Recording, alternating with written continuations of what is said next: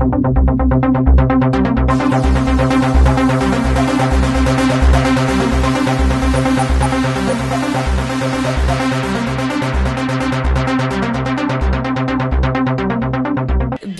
dans ce tout autre numéro d'Actu-CAN. Les supporters ghanéens ont sûrement eu un sommeil très court. Dans les rues d'Accra, l'ambiance a pris le pas dans les espaces publics. On jubile, on saute, dans un scénario presque incroyable. Je pense que c'est un match intéressant. On le doit aux garçons et on le doit à l'entraîneur. Je pense que les changements qu'il a fait en deuxième partie de match étaient bons et ça nous a donné la victoire. De la dernière place, après le but encaissé d'entrée de jeu contre l'Afrique du Sud, les hommes d'Avram Grant scorent par 2 fois et s'emparent de la première place du groupe C avec 6 points. Cette partie, on la doit à notre force mentale. On a été solide mentalement. Même si on a concédé le premier but, on est remonté. On s'est battu pendant 90 minutes et à la fin, on a gagné.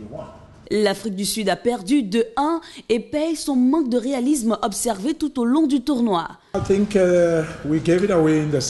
pense qu'on a laissé la partie filer dans la seconde mi-temps. Les gars sont restés à l'arrière et ça nous a mis sous pression.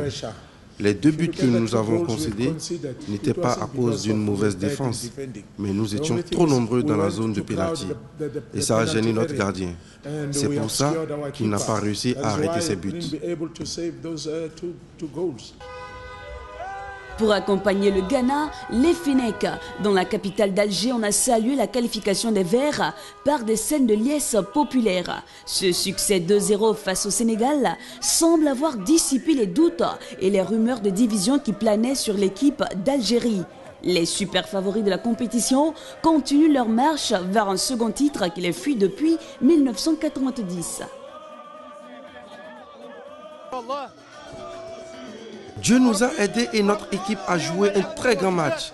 Et j'espère qu'ils vont gagner la Coupe d'Afrique. Pourquoi pas?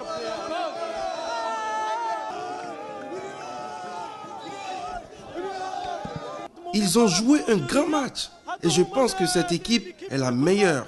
Il faut la garder pour ce qui est du reste de la compétition. En revanche, scénario totalement différent à Dakar. C'est la désillusion.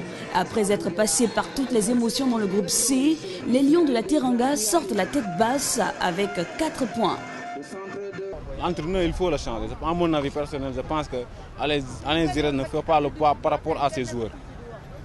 Il ne fait pas le poids. On ne peut pas concevoir de sortir en plein match Sadio Mané.